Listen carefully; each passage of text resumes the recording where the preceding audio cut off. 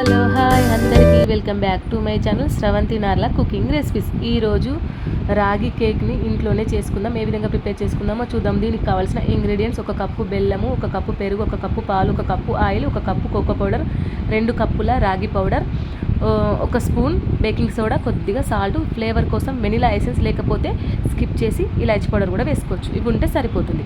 ఒక పెద్ద వెడల్పాటి గిన్నె ఏదైనా పెద్దది తీసుకున్న తర్వాత ఫస్ట్ అందులో 1 కప్పు బెల్లం, 1 కప్పు పాలు, 1 కప్పు పెరుగు, 1 కప్పు ఆయిల్, ఇవన్నీ 4 వేసిన తర్వాత బ్లెండర్ ఉంటే బ్లెండర్, లేదంటే మిక్స్ ఉంటే మిక్సీ, ఇవన్నీ వేసి మనం పట్టుకోవాలి. నేను ఏది లేకుండా స్పూన్ తోటే కలుపుతూ ఉన్నాను.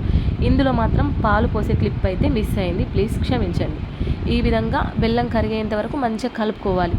బెల్లం కరిగిన తర్వాత 2 కప్పుల రాగి పౌడర్ని వేయాలి. 1 కప్పు చాక్లెట్ కోకో పౌడర్ని వేసిన తర్వాత ఉండలు అనేది లేకుండా, గడ్డలు అనేది లేకుండా కలుపుతూనే ఉండాలి. ఒక 10 నిమిషాల వరకు మంచిగా అలా కలపడం వల్ల రాగి పిండి అనేది కేక్ బ్యాటర్ స్మూత్గా తయారవుతుంది. కేకు మంచిగా పల్ఫీగా మంచిగా పొంగుతుంది, మంచిగా చాలా బాగా వస్తుంది. ఇలా కలిపిన తర్వాత ఇప్పుడు ఇందులో 1 స్పూన్ బేకింగ్ సోడా, కొద్దిగా సాల్ట్ వేసి మరొకసారి కలుపుకోవాలి. మనం కలపడంలోనే ఉంటుంది కేక్ మొత్తం. ఇలా కలిపిన తర్వాత ఇందులో పాలు కొలతనేం లేదు. కేక్ బ్యాటర్ ఏ విధంగా లిక్విడ్ లాగా రెడీ అవుతుందో పాలు అనేది తగినని పోసుకోవాలి. కొద్దిగా పాలు పోసుకుంటూ మంచిగా కేక్ బ్యాటర్ రెడీ అయ్యేంత వరకు మనం మంచిగా కలుపుకోవాలి. పర్ఫెక్ట్గా కేక్ బ్యాటర్ అయితే రెడీ అయిపోయింది. చూడండి, ఈ విధంగా లిక్విడ్ లాగా. ఇందులో కొద్దిగా స్మెల్ కోసం వెనిలా ఎసెన్స్ అయితే వేసాను, లేకపోతే స్కిప్ చేసి ఇలాచి పౌడర్ కూడా వేసుకోవచ్చు. ఈ విధంగా రెడీ అయిపోయిందా, మనం దీన్ని పక్కన పెట్టేసుకోవాలి. ఇప్పుడు మన కేక్ మౌల్ట్ అయితే మన ఇంట్లో లేదు కదా, మన ఇంట్లో ఏదైనా ఒక గిన్నె, వెడల్పాటి గిన్నె ఏదైనా తీసుకోండి. దాన్ని తీసుకున్న తర్వాత బ్రష్ తోటి కొద్దిగా నెయ్యి అయితే అప్లై చేసిన తర్వాత బటర్ పేపర్ లేదు కదా, కొద్దిగా గిన్నె చుట్టూ మైదా పిండి వేసిన తర్వాత ఇంతకుముందు ఈ రాగి కేక్ బ్యాటర్ని ఇందులో పోసేసుకోవాలి. మంచిగా పోసేసుకున్న తర్వాత ఈక్వల్ అయ్యేటట్టు మనం గిన్నెనైతే నేలకి ట్యాప్ చేసుకోవాలి. ఈ విధంగా అలా చేసుకోవడం వల్ల సమానంగా ఈక్వల్గా అయిపోతుంది. ఇప్పుడు స్టవ్ ఆన్ చేసి పెద్ద నాన్ స్టిక్ కడాయి అయినా పర్వాలేదు, లేదైనా పెద్ద బౌల్ అయినా పర్వాలేదు, ఏదైనా పర్వాలేదు, వెడల్పుగా ఉంటే సరిపోతుంది. ఒక పెద్ద గిన్నె పెట్టి అందులో స్టాండ్ పెట్టి 10 నిమిషాలు హీట్ చేసుకోవాలి.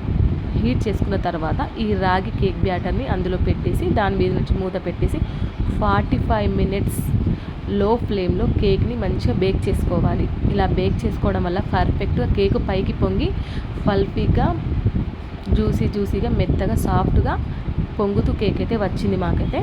మీరు కూడా తప్పక ట్రై చేయండి. ఇలా స్టవ్ ఆఫ్ చేసిన తర్వాత చల్లారిన తర్వాత మనం గిన్నెనైతే బయటకు తీసుకుందాం.